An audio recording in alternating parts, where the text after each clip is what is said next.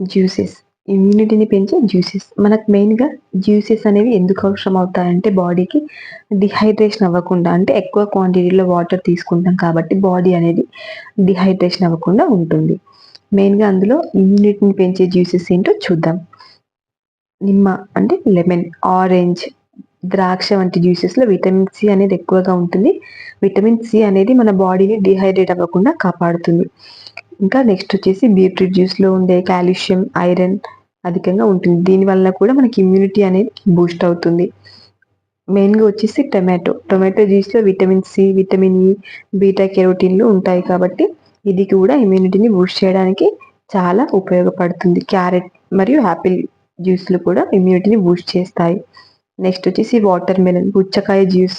దీనివల్ల కూడా ఇమ్యూనిటీ అనేది బూస్ట్ అవుతుంది. ఈ జ్యూసెస్ తీసుకోవడం వల్ల ఇమ్యూనిటీ పెరిగే ఛాన్సెస్ ఎక్కువగా ఉంటాయి.